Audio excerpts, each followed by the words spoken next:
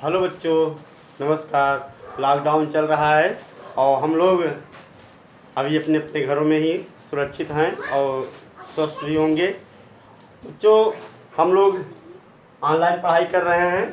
आज हम लोग आचार्य रामचंद्र शुक्ल का जीवन परिचय पढ़ेंगे।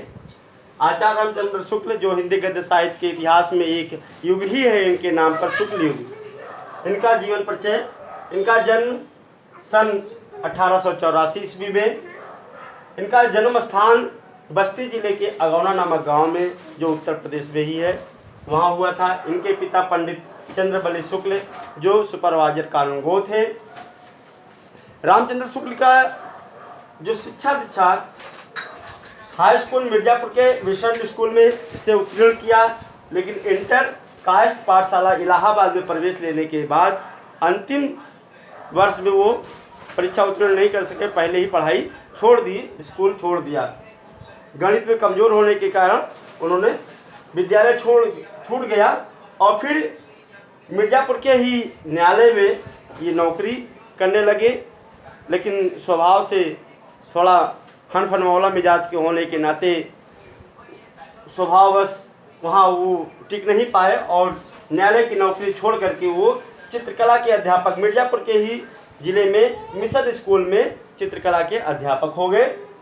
बाद में उन्होंने अपने स्वाध्याय से हिंदी, अंग्रेजी, उर्दू और संस्कृत तमाम भाषाओं का अध्ययन किया और तमाम पत्र पत्रिकाओं में अपनी रचनाएं लिखने लगे।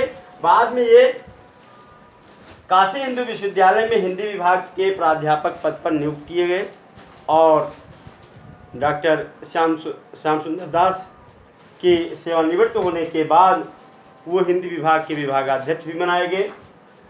1941 में ये हिंदी साहित्य के अमूल्य निधि जिनको कहा जाए, ये आचार्य रामचंद्र शुक्ल का 1941 में स्वर्गवास हो गया। बच्चों, इनकी रचनाएं जो हैं ये निबंध संग्रह, चिंतामणि, भाग 1, भाग 2 और विचार भी थी। इतिहास इन्होंने हिंदी गद्य साहित्य का इतिहास, हिंदी काव्य साहित्य का इतिहास, इन्होंने हिंदी साहित्य का इतिहास लिखा। आलोचना में सूरदास, ग्रंथावली, रस मीमांसा, त्रिवेणी लिखा।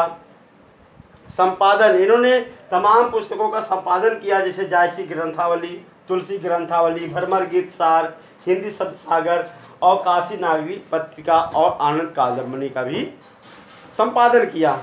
बच्चों, आचार्य रामचंद्र शुक्ल तमाम कविताएं भी लिखी हैं।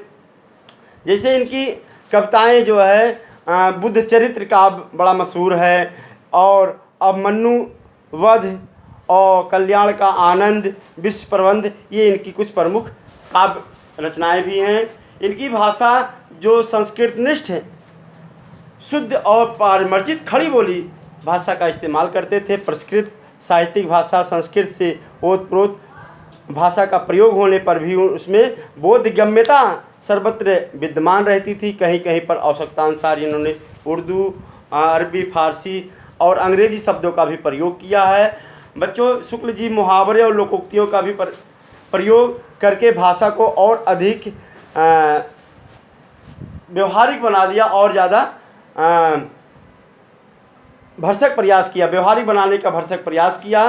और शुक्ल जी की भाषा शैली बड़ी गठी हुई होती थी, बड़ी शुद्ध होती थी, और ये जो है व्यर्थ का एक भी शब्द इस्तेमाल नहीं करते थे। बच्चों, ये थे हमारे आचार्य रामचंद्र शुक्ल, जिनका जीवन हम हिंदी गद्य साहित्य के इतिहास में या हिंदी साहित्य जगत में इनका जो एक चमकता हुआ सितारा थे, ये हम लोगों के बीच नहीं है, लेकिन इनकी लिखी हुई कृतियाँ हम हमेशा पढ़ते रहेंगे और हमारे पाठ्यक्रम में मित्रता उन्हीं के द्वारा लिखी हुई एक निबंध है।